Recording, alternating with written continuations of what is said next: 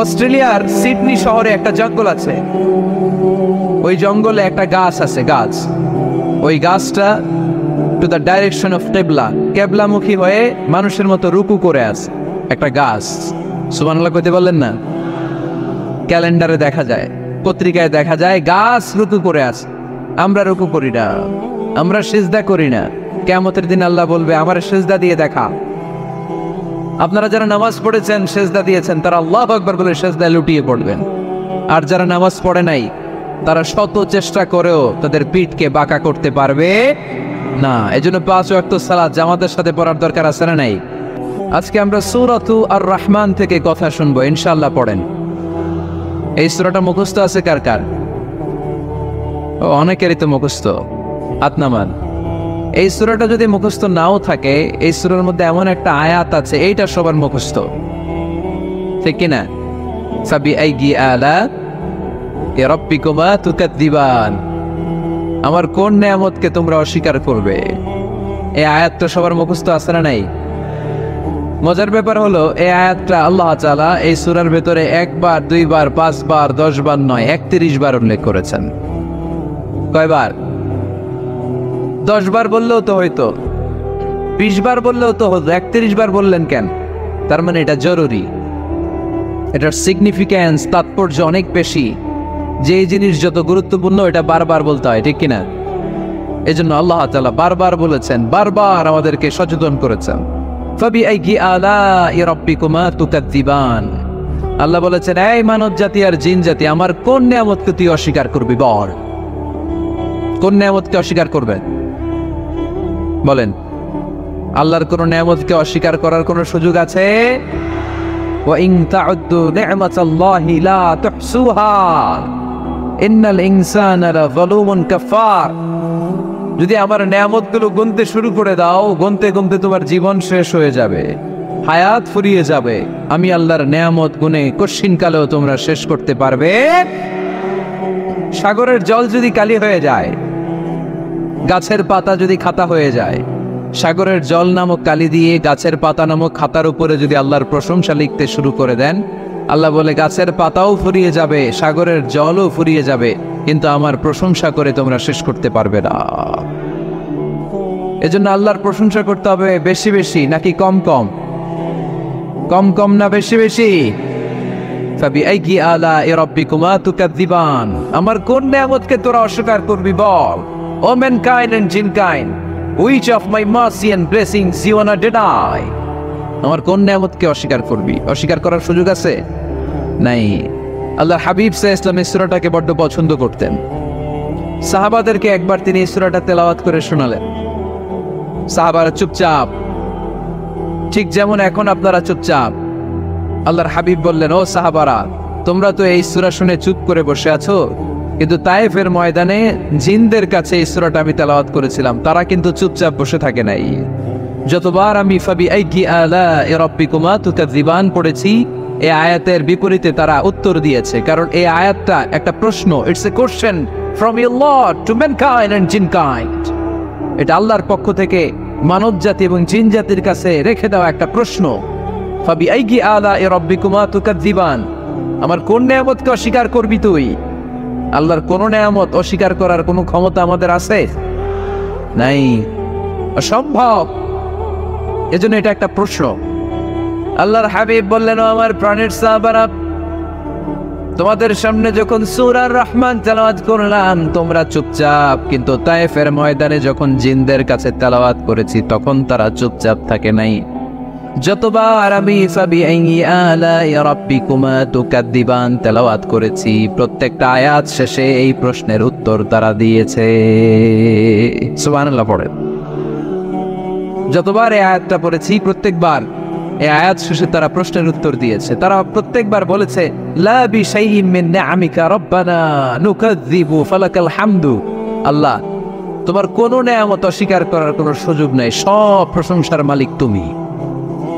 আবার যখন এই আয়াতটা আমি পড়েছি, আবার উত্তর দিয়েছে, আবার আমি পড়েছি, আবার উত্তর দিয়েছে। এরকম 1 বার নয়, 2 বার নয়, 5 বার নয়, 10 বার নয়, 31 বার এই আয়াতটা তেলাওয়াতের পর পর জিনেরা এই আয়াতের উত্তর আমার সামনে দিয়েছে। সুবহানাল্লাহ পড়ে। লা বিশাইইন মিন নি'আমিকা রাব্বানা নুকাযযিবু ফালাকাল হামদু। We cannot deny any of your mercy and blessings. All praises to you. All praises to you. সব ক্ষমতার মালিক একজন, চিল্লায় বলতে হবে তিনি কে? তিনি হচ্ছেন আল্লাহ। সূরাতু আর-রহমান, সূরার নাম কি? আরো জোরে বলেন। কোরআনের 55 নম্বর সূরা এটা। কত নাম্বার? আয়াত আছে 78টা। কয়টা? সূরাটা মাক্কি সূরা। কি সূরা?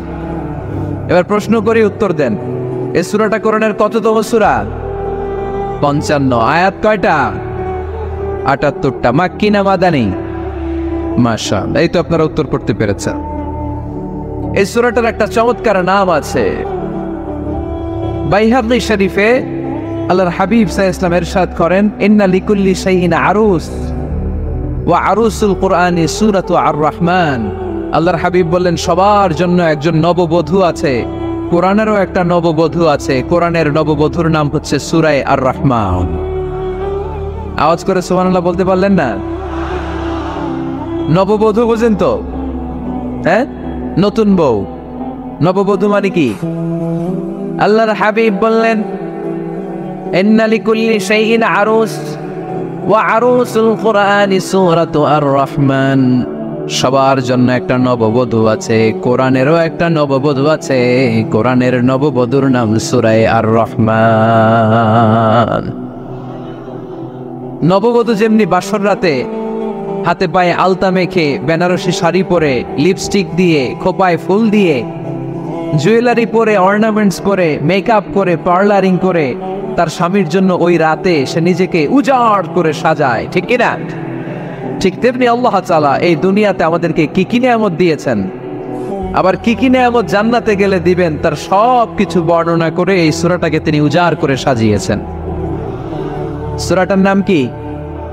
আরো জোরে বলেন, কি নাম? আর-রহমান। একটা দুর্বল বর্ণনায় এসেছে, দুর্বল বর্ণনায়, যে আল্লাহ তাআলা, স্বয়ং আল্লাহ তাআলা জান্নাতে জান্নাতীদেরকে এই সূরা আর-রহমানটা নিজ কণ্ঠে তেলাওয়াত করে শোনাবেন। আমরা আল্লাহর কণ্ঠের তেলাওয়াত শুনতে চাই কি চাই না? আল্লাহর তেলাওয়াত কি আমাদের মতো তেলাওয়াত? আল্লাহ দেখতে কি আমাদের মতো? লাইসা কামিসলিহি শাই। তার মতো কেউ নাই। তার মতো কেউ আছে? তার মতো কেউ নাই। তিনি তার মতো। তিনি কার মতো? তিনি তার মতো। লাইসা কামিসলিহি শাই। জান্নাতীরা যখন জান্নাতে ঢুকবে, আল্লাহ তাআলা প্রশ্ন করবেন, ও জান্নাতীরা, এই কোরআনে যত নাজ নেয়ামতের বর্ণনা দিয়েছিলাম তার সবগুলো কি তোমরা পাই টু পাই বুঝে পেয়েছো? জান্নাতীরা বলবে পেয়েছি। হঠাৎ এক জান্নাতি হাত তুলে বলবে, আল্লাহ, একটা জিনিস তো পাই নাই।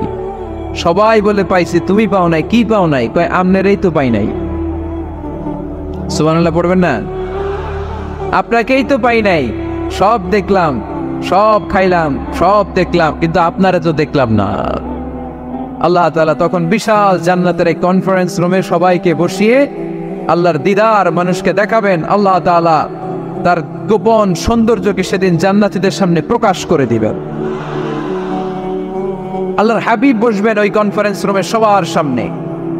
আল্লাহর হাবিবের পেছনে বসবে অন্যান্য নবীরা, তারপরে শুহাদা, সালেহীন, আউলিয়া সবাই বসবে। ওই জান্নাতের কনফারেন্স রুমে আমরাও যেন বসার জায়গায় পাই, আল্লাহ তুমি তৌফিক দিয়ে দিও।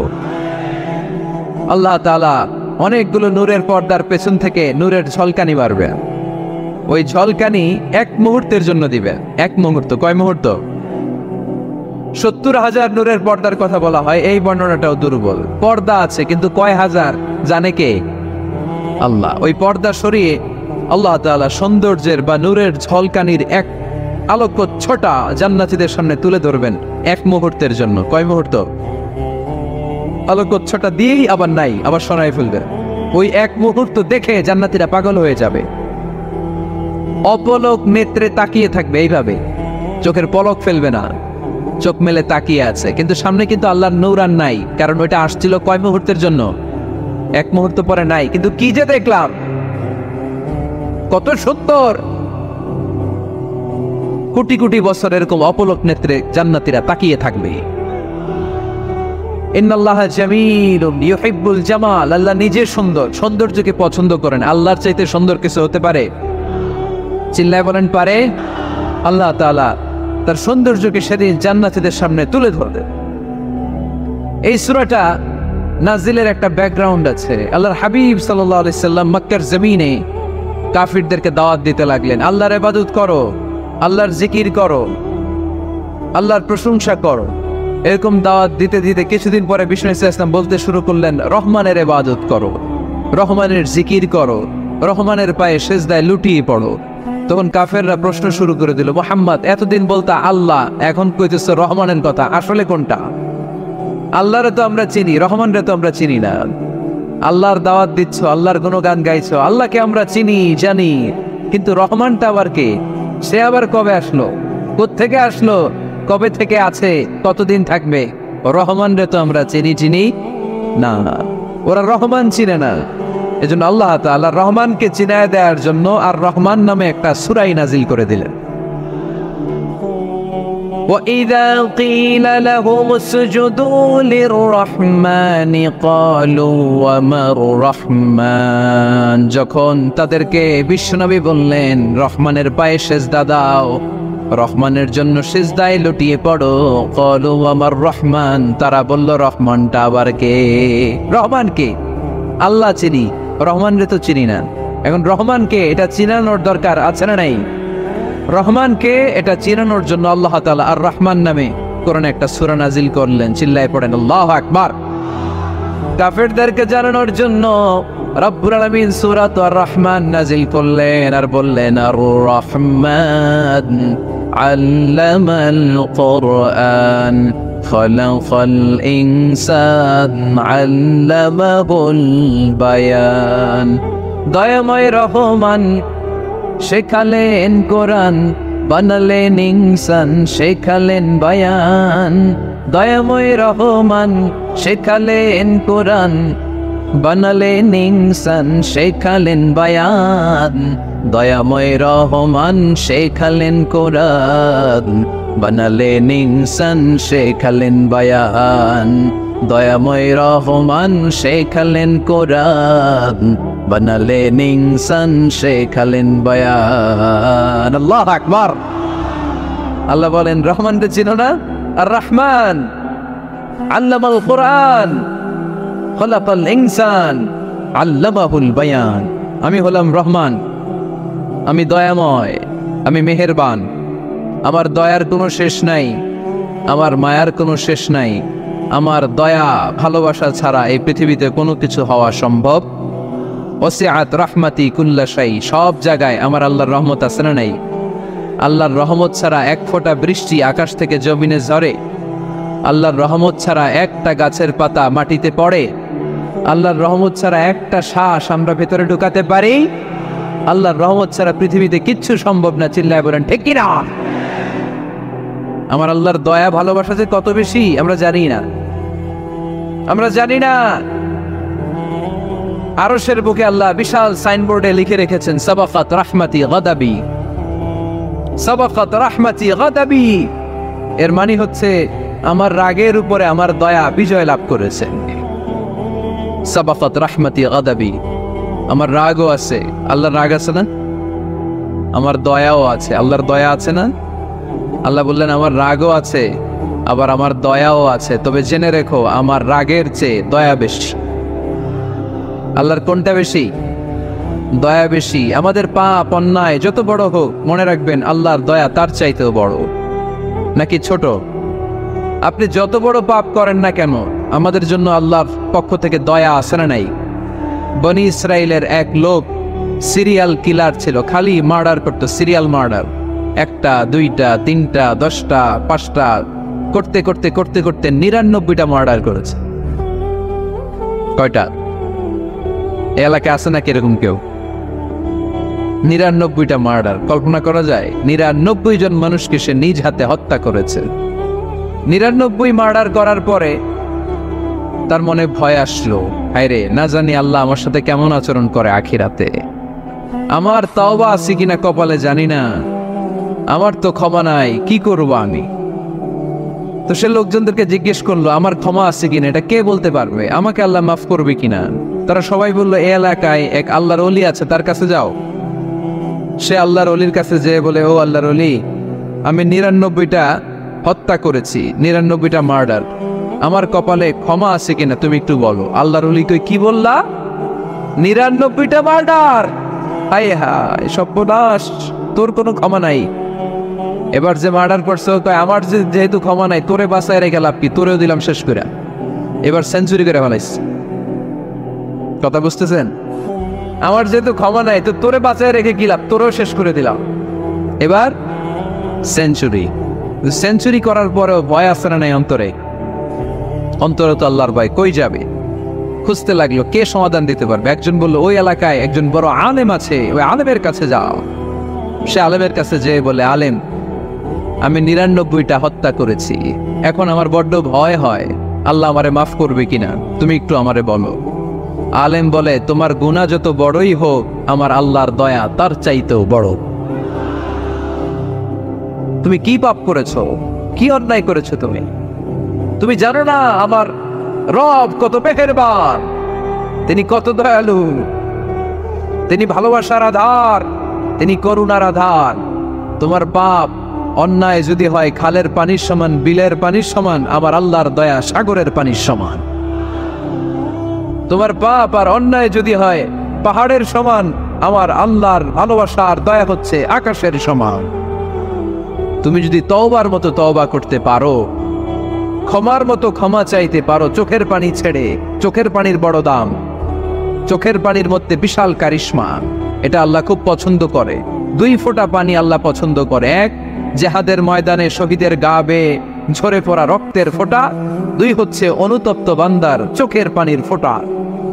বান্দা যখন অনুতপ্ত হয়ে চোখের পানি ছেড়ে কাঁদে, তার চোখের পানি চোখ বেয়ে নাকের ডগা বেয়ে মাটিতে পড়ার আগেই ওই অনুতপ্ত বান্দার সব গুনাহ আল্লাহ মাফ করে দেয়। সে জিজ্ঞেস করলো, আমার ক্ষমা আছে কিনা? আলেম বলে, আছে, ক্ষমা আছে।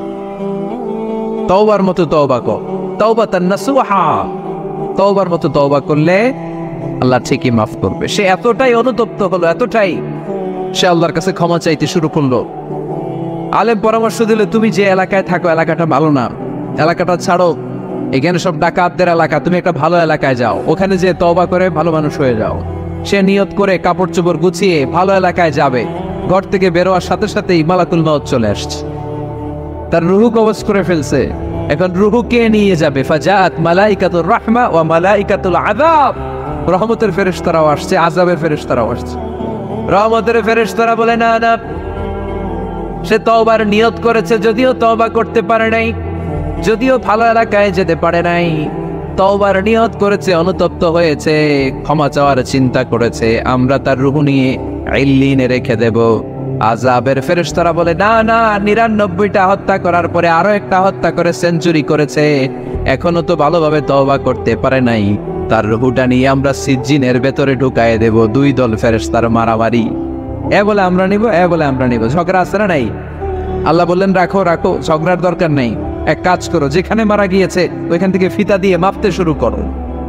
ভালো এলাকাটা যদি কাছে হয় জান্নাতের ফেরেশতারা নেবে, খারাপ এলাকা যদি কাছে হয় জাহান্নামের ফেরেশতারা নেবে। খারাপ এলাকা তো একেবারেই কাছে, ঘর থেকে বেরোয়ার সাথে সাথে মৃত্যু হয়েছে, আর ভালো এলাকা তো অনেক দূর।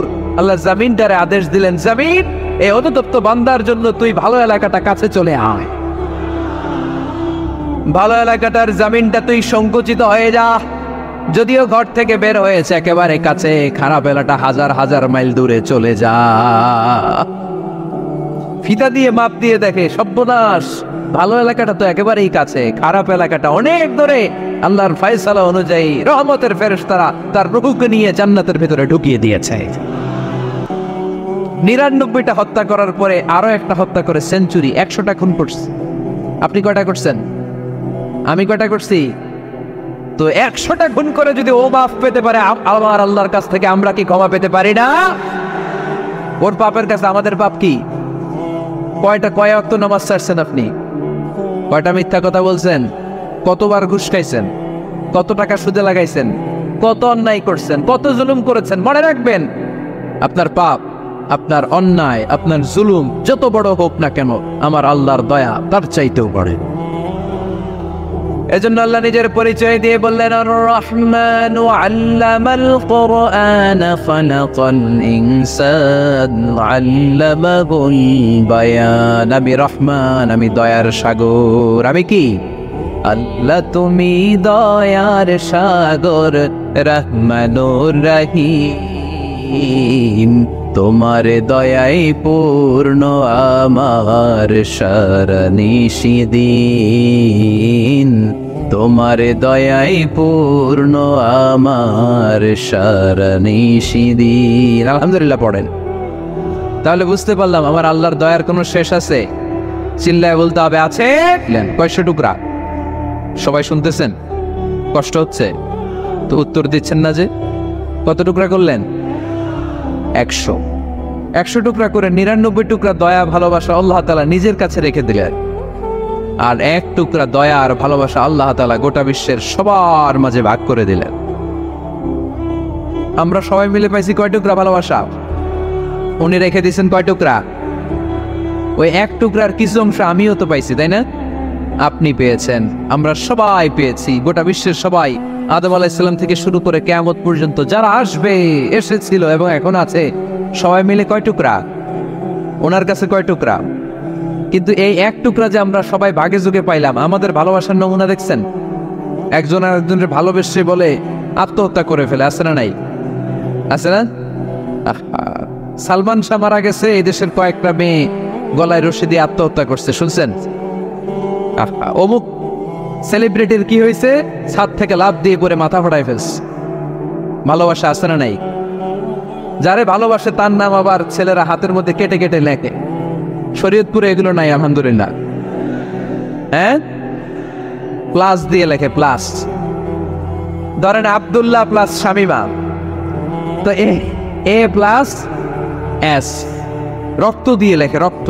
আমি অবাক হই, নিডেল, সুই, সুই দিয়ে কেটে কেটে লেখে আব্দুল্লাহর এ প্লাস শামিমার এস।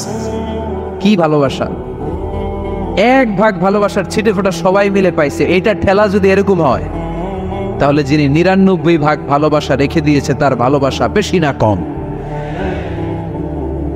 দেখেন, ছোট্ট বাচ্চাটা রাতে খেতে চায় না, মা যদি বলে খাও, বলে না, খাবো না।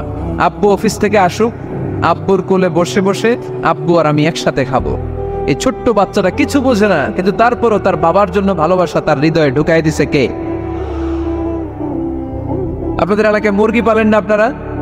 মুরগি যখন বাচ্চা নিয়ে হাঁটে, দেখবেন মুরগি ছানা ধরা যায় না। ধরতে গেলে মা মুরগিটা কি করে?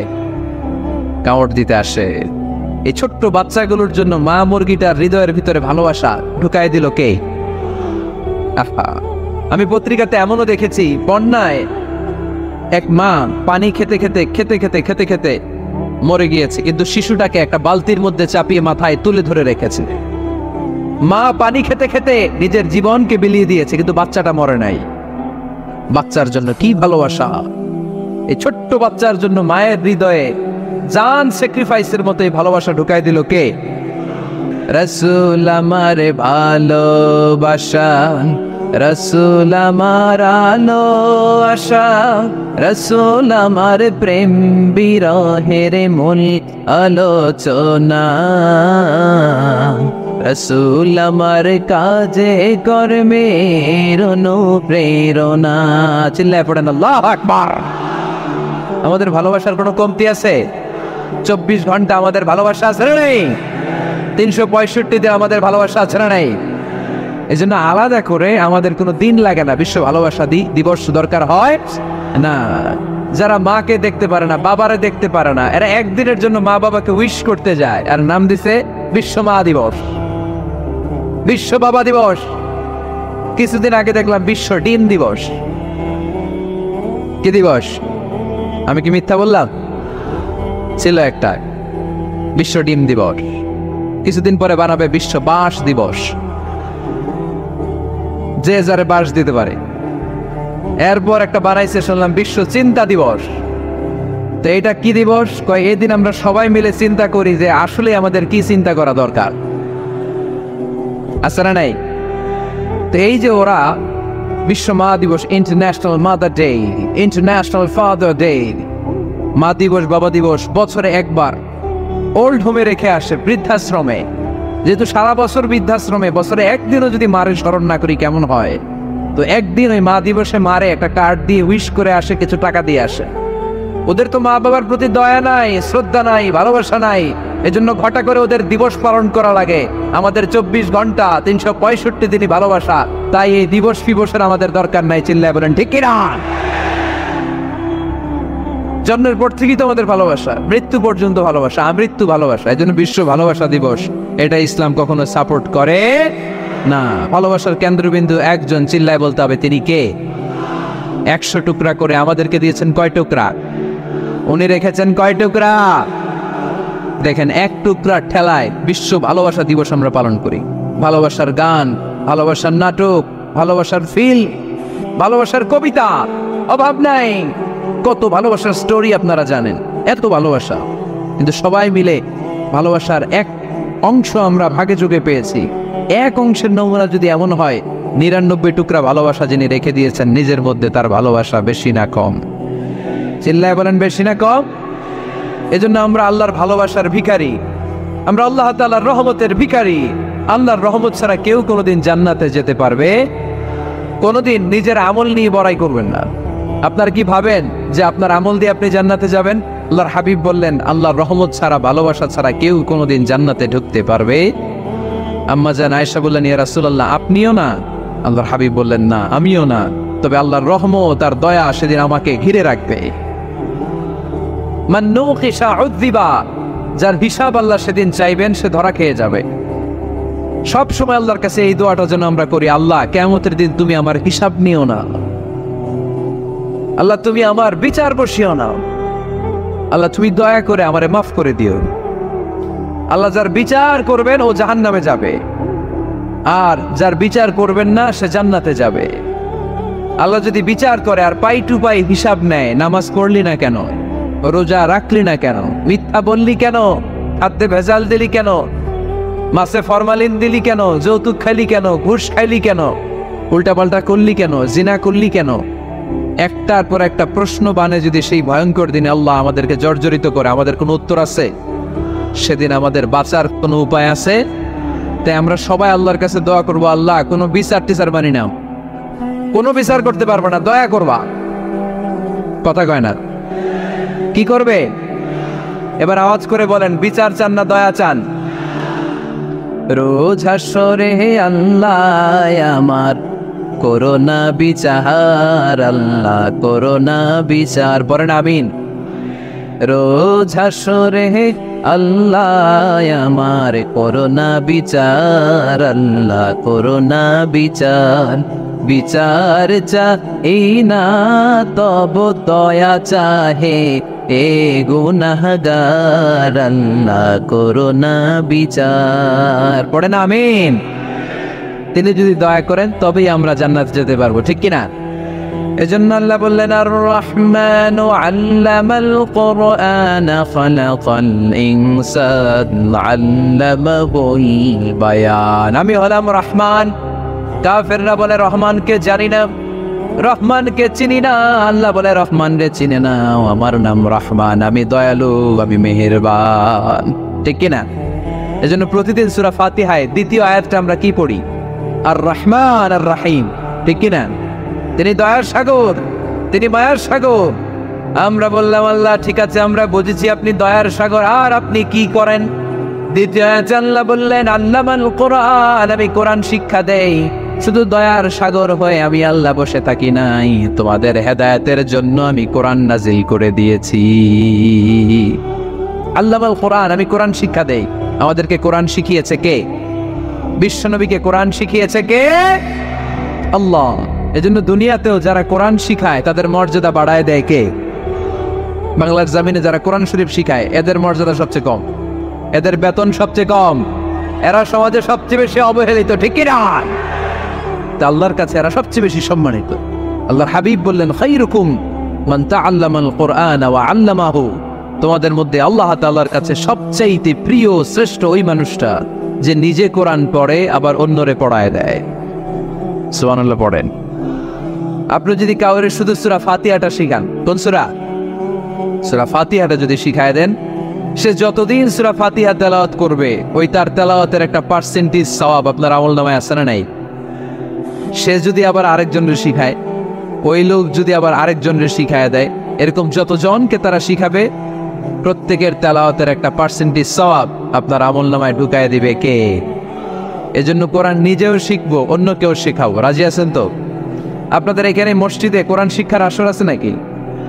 হ্যাঁ, এই যে বাড়ির পাশে যে একটা মসজিদ দেখলাম, কোরআন শিখায়। কি বার শিখায়? প্রতিদিন। কে শিখায়? ইমাম সাহেব। বেতন টেতন দেন তো? কত দেন? 1 লক্ষ মাসে? 5,000? বলে কি? এক একটা ইমামের কমসে কম 1 লক্ষ টাকা বেতন হওয়া দরকার, ঠিক কিনা?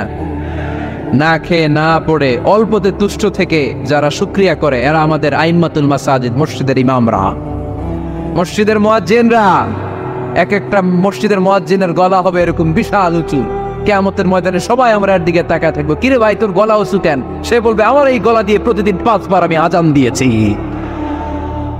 কিয়ামতের ময়দানে ঠিকই সম্মানিত, দুনিয়ায় আমরা চিনলাম না ওনাদেরকে। এজন্য কোরআন শিক্ষার আসর জন্য আমরা গড়ে তুলি। তালিমুল কোরআন প্রজেক্ট লাগবে, শিশুদের কোরআন শিক্ষার আসর, নারীদের কোরআন শিক্ষার আসর, বয়স্কদের কোরআন শিক্ষার আসর। আমরা কোরআন শিখে মরতে চাই, কোরআন জেনে মরতে চাই। No excuse will be granted that day. সেদিন আল্লাহ কোনো এক্সকিউজ গ্রহণ করবে না। সব পারো, হিন্দি তো ঠিকই কইতে পারো। হিন্দিতে কথা কইতে পারে না ছেলেপেলেরা? হিন্দি সিনেমা এমন দেখা দেখে হিন্দিতে কথা কইতে পারে। তো হিন্দি ভাষা বুঝতে পারলে, শিখতে পারলে আরবি পারলা না কেন? কোনো এক্সকিউজ, ওজোর, আপত্তি সেদিন আল্লাহ গ্রহণ করবে না। শরীয়তপুরের ভাইরা, আসুন আমরা কোরআন শিখি, আসুন আমরা কোরআন পড়ি। প্রতিদিন একটা আয়াত হলেও কমপক্ষে আমরা যেন কোরআনের অর্থ পড়ি, বঙ্গানুবাদ পড়ি। রাজি আছেন তো? আপনাদের স্মার্টফোন আছে কার কার হাতে দেখি?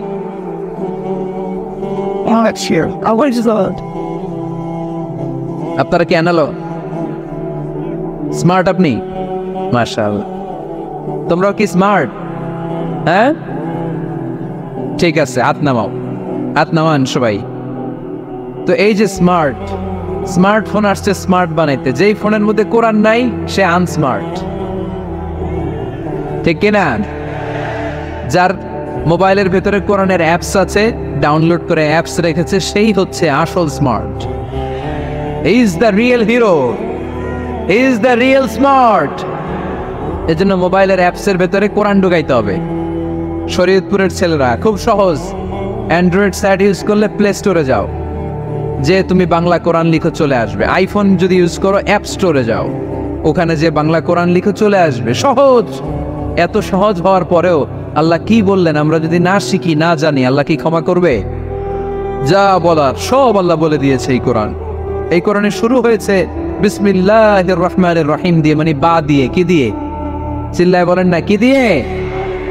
বা দিয়ে। আর এই কোরআন শেষ হয়েছে সূরাতুন নাস দিয়ে, যে সূরার শেষ আয়াত হচ্ছে মিনাল জিন্নাতি ওয়ান নাস। বার সিন মিলালে কি হয়? বাস। এবার বাসে চড়ে শরীয়তপুর শহরে যাব। ওই বাস না, এই বাস মানে যথেষ্ট, এই বাস মানে সাফিসিয়েন্ট, কাফি। আল্লাহ বুঝালেন এই 30 পারায় 114টা সূরায় আমি যা দিয়েছি এটাই বাস, যথেষ্ট। নতুন করে আর কিচ্ছু লাগবে না। চিল্লায় বলেন ঠিক কিনা? এজন্য মোবাইলে কোরআনের অ্যাপস ঢুকাইবেন। কে কে ঢুকাইবেন আজকে থেকে দেখি? আমারে দেখানোর জন্য হাত তুলছেন? দেখাতে হবে একজনের, তিনি কে? আল্লাহরে দেখান, আল্লাহর ফেরেশতারে দেখান। এখন কই মারছে আজ?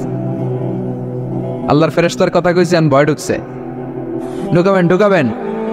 এদিকে হাত তোলে না কেন? আছে? মাশাআল্লাহ, হাত নামান। আল্লাহ তুমি সব ভাইদেরকে কবুল করো। আমরা যেন মোবাইলে হিন্দি সিরিয়াল না দেখি, আমরা যেন ড্যান্স না দেখি, উলঙ্গ নৃত্য যেন না দেখি। আমরা যেন এই মোবাইলে কোরআন পড়ি। আমরা কান দিয়ে যা শুনবো তাতে যেন সওয়াব হয়। আমরা চোখ দিয়ে যা দেখবো তাতে যেন সওয়াব হয়, ঠিক কিনা? যেন কানে শুনি সদা তোমার কালাম এ খোদা, চোখে যেন দেখি শুধু কোরআনের আয়াত, শোনো আমার মুনাজাত, শোনো শোনো ইয়া ইলাহি আমার মুনাজাত, শোনো আমার মুনাজাত। পড়েন আমিন।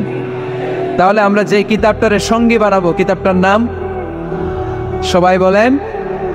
আমরা যে কিতাবটারে বন্ধু বানাবো, এই কিতাবটার নাম, এটা আল্লাহর কিতাব। এই কিতাব সংরক্ষণের দায়িত্ব নিয়েছে কে? এই কিতাবকে কেউ ধ্বংস করতে পারবে? এই কিতাবের পিছু লেগে কেউ সুবিধা করতে পারবে? এই কিতাবের তাফসির কেউ বন্ধ করতে পারবে না, অসম্ভব। করণের কথা ছড়িয়ে পড়বে যুগ থেকে যুগ, যুগান্তরে, দেশ থেকে দেশ, দেশান্তরে, ঠিক কি না? যেমন কিতাব, এই কিতাবের পিছু লেগে লাভ নাই। এই কিতাবের বাণী ছড়িয়ে পড়বে গোটা বিশ্বময়। অনেকে অনেক ষড়যন্ত্র করেছে এই কিতাবকে ধ্বংস করে দেওয়ার। আমাদের এই খোদ ভারতবর্ষে ষড়যন্ত্র হয়েছিল। ব্রিটিশরা যখন চলে গিয়েছিল, ওরা প্ল্যান করেছিল এই কিতাবকে কি করে আমাদের থেকে ডিটাচ করা যায়, কেমন করে আলাদা করা যায়। এর একটা কমিটি করে দিয়েছে, আপনারা গবেষণা করে দেখেন এই ভারতবর্ষ থেকে কেমন করে কোরআন দূর করা যায়। তারা বুদ্ধি করে বলল, এক কাজ করি, কারণ তাদের কোরআনের কপিগুলো মসজিদ থেকে বের করে আমরা আগুন দিয়ে জ্বালাই দিব, তাইলেই কোরআন শেষ। কোরআনের কপি যদি আগুন দিয়ে জ্বালায় দেওয়া হয়, তাহলে তার পৃথিবীতে কোরআন থাকবে না, না থাকবে? যদি আগুন লেগে ধ্বংস হয়ে যায়,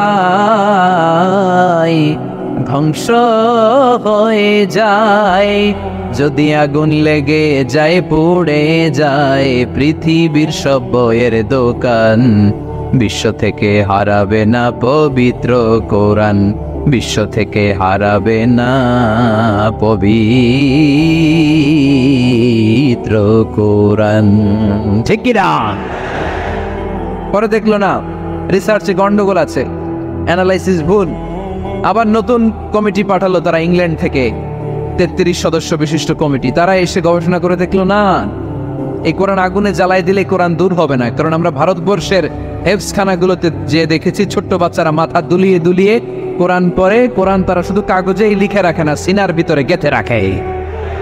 ওই কোরআন মুসলমানদেরকে শিখিয়েছে কে? সে আল্লাহ বললেন, আর রহমানু আল্লামাল কুরআন খালাকাল ইনসান আল্লামাহুল বায়ান। আল্লাহ বললেন, আমি মেহেরবান, আমি কোরআন শিখিয়েছি। আমরা বললাম, আল্লাহ আর আপনি কি করেন? আল্লাহ বলেন, খালাকাল ইনসান, আমি মানুষ বানিয়েছি। সুবহানাল্লাহ পড়েন। আমাদেরকে তৈরি করেছে কে? জোরে বলতে হবে, কে? মানব সৃষ্টির 3টা পদ্ধতি কোরআনে পাওয়া যায়। পদ্ধতি নাম্বার 1, বাবাও নাই মাও নাই। এই পদ্ধতিতে আল্লাহ কাকে বানাইছে বলেন? আদম আর হাওয়া আলাইহিস সালাম, এদের বাবা মা ছিল। 2 নম্বর পদ্ধতি হচ্ছে মা আছে কিন্তু বাবা নাই। এই পদ্ধতিতে আল্লাহ কাকে বানালেন? কি নাম? ঈসা আলাইহিস সালাম। 3 নম্বর পদ্ধতি হচ্ছে মাও আছে বাবাও আছে। এই পদ্ধতিতে আল্লাহ কাদেরকে বানিয়েছেন? আমাদেরকে বানিয়েছেন। তাহলে পদ্ধতি কয়টা? 3টা। আদম আলাইহিস সালামকে বানানোর পদ্ধতিও 3টা। প্রথমে আল্লাহ 3 লাজিব এঁটেল মাটি নিলেন, তারপর নিলেন হামাইম মাসনুন কাদামাটি, তারপরে এটারে বানালেন ঠনঠনে শুকনো মাটি। সাইয়েদনা আদম আলাইহিস সালামের অবয়ব তৈরি করলেন 60 হাত লম্বা করে। সাইয়েদনা আদম আলাইহিস সালামকে যখন আল্লাহ বানিয়েছেন, কয় হাত লম্বা? সহিহ বুখারীর বর্ণনা, লাম্মা খালাকাল্লাহু আদামা ওয়া কানা তুলুহু 60 যিরাআন। আল্লাহ তাআলা যখন আদম আলাইহিস সালামকে বানালেন, 60 হাত বা 60 গজ লম্বা করে বানালেন। আপনারাও যারা জান্নাতে যাবেন, 60 হাত লম্বা হয়ে জান্নাতে ঢুকবেন। কয় হাত লম্বা? সুবহানাল্লাহ পড়বেন না? আদম আলাইহিস সালামকে বানালেন। আবার মায়ের পেটে যে আমরা বড় হলাম, এখানেও আমাদের 3টা ক্যাটাগরি, 3টা ধাপে তিনি আমাদেরকে বানালেন। মায়ের পেটে 9 মাস কি করছিলেন মনে আছে আপনাদের? শরীয়তপুরের ভাইরা মনে নেই কেন? হ্যাঁ, আমাদের কারোরই মনে নাই, ঠিক কিনা? এই 6 মাস 8 মাস কই যে ছিলাম, কোথায় ছিলাম আমরা মনে করতে পারি না। স্মৃতির পাতা হাতড়িয়ে যত পিছনে যাই আর বলতে থাকি। মনে আছে ছোটবেলার কথা? মনে নাই? আমরা সবাই কিন্তু এত বড় ছিলাম না ভাই, ছোট্ট ছিলাম, ছোট্ট।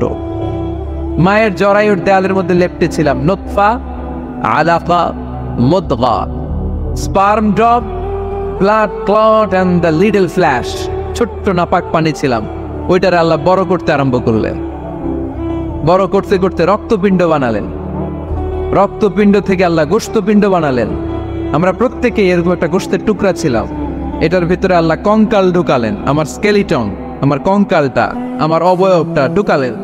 তারপরে আবার গোশত দিয়ে প্যাকেট করলেন, তার উপরে আবার চামড়ার প্যাকেট পড়ায় দিলেন। পড়েন সুবহানাল্লাহ। এরপরে 9 মাস পরে এই পৃথিবীর বুকে স্মুথলি আমাকে আসার সুযোগ দিলেন কে?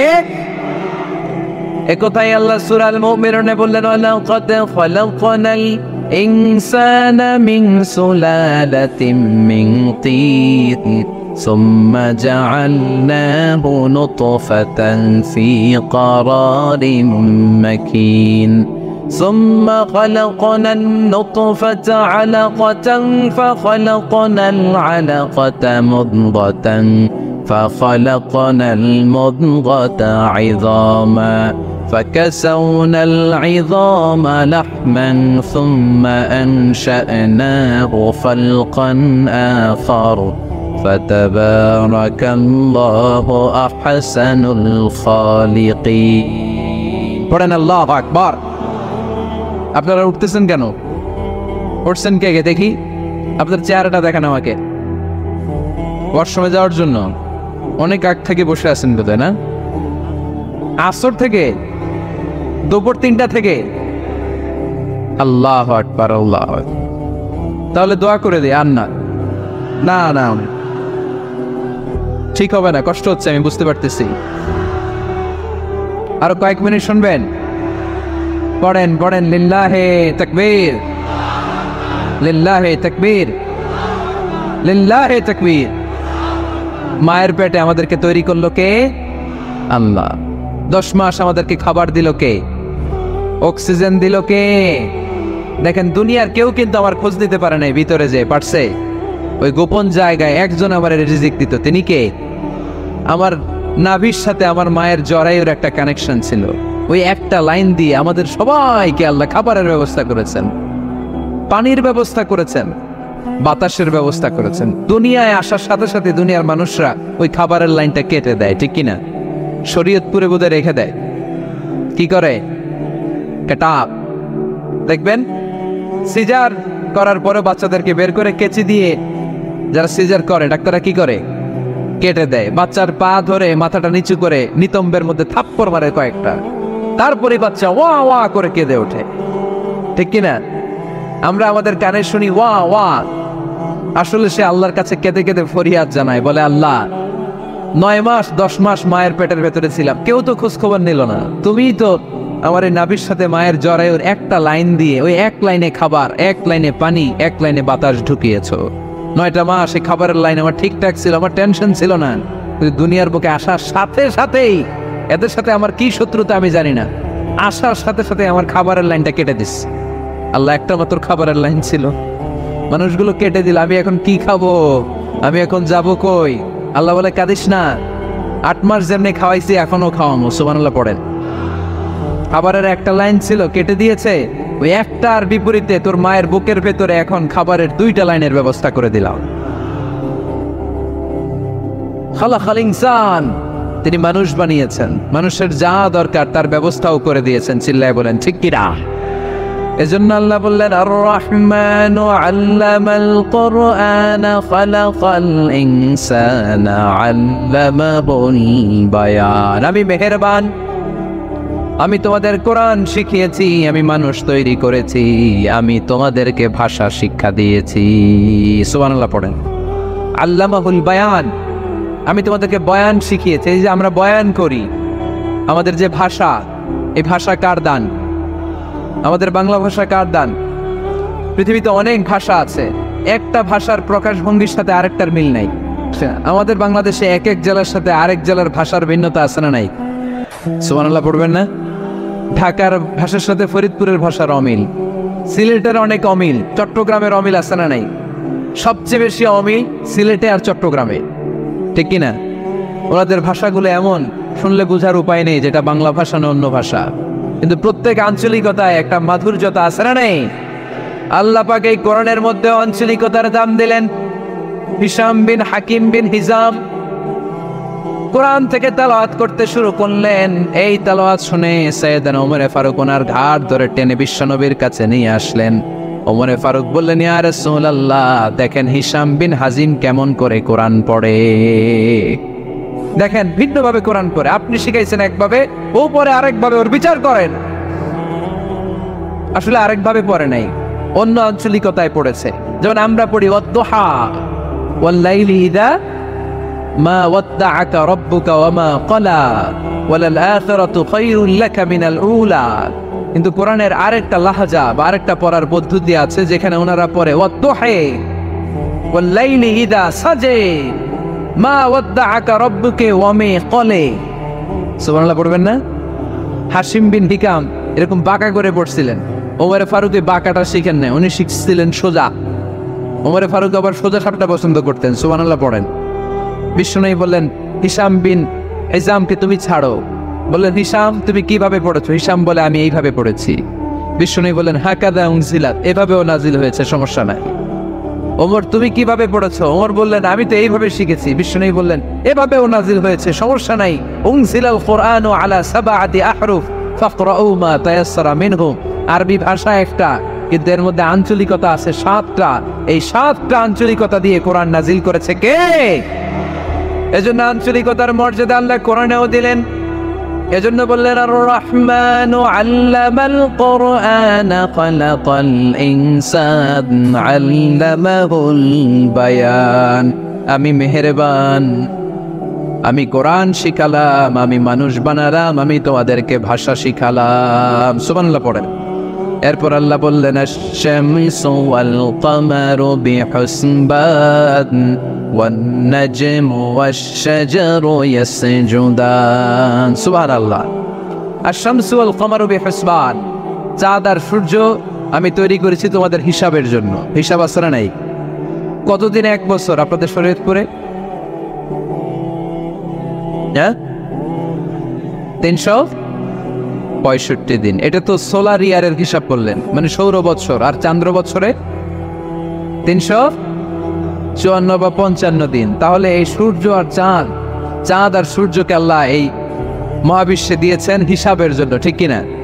আল্লাহর হাবিব বললেন, সুমু লিরুইয়াতিহি ওয়া আফতিরু লিরুইয়াতিহি। চাঁদ দেখে রোজা রাখো, আবার চাঁদ দেখে রোজা ভাঙো। আমরা রমজান শুরু করি কি দেখে?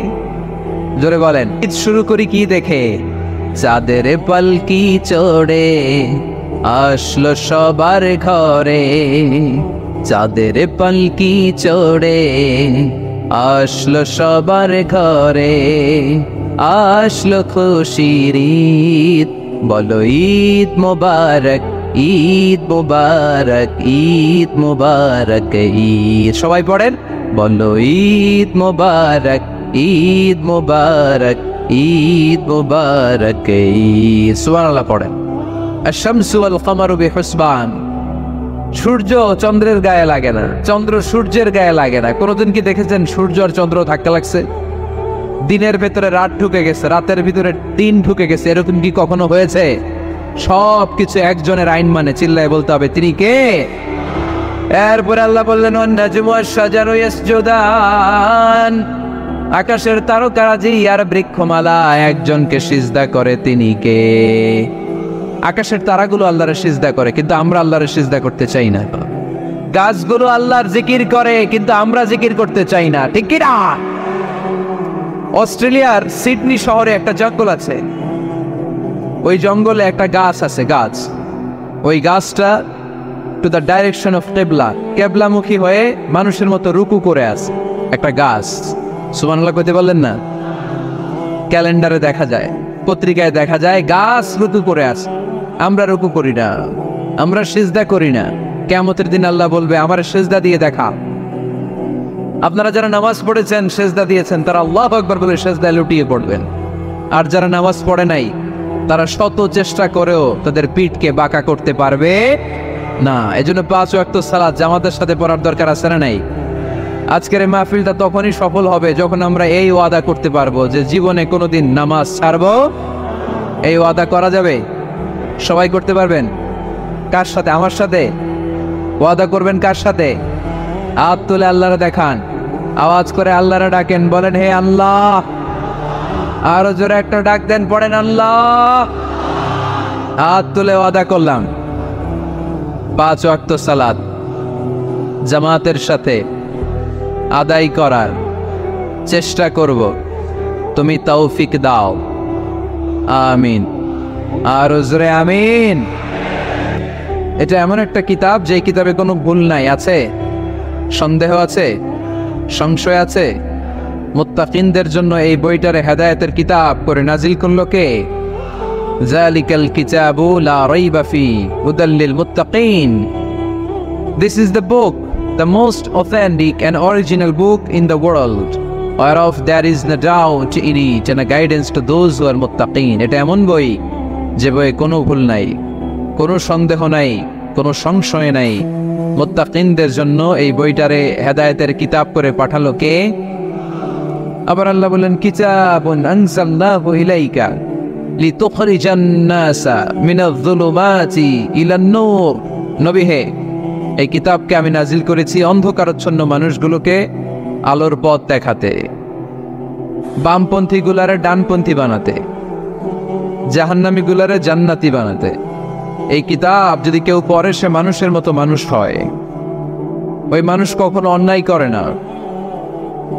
এই কিতাব যে পড়ে এবং মানে, এই কিতাবের শিক্ষাকে যে নিজের মধ্যে ধারণ করে সে কখনো মিথ্যা বলে না, মা বাবার সাথে বেয়াদবি করে না।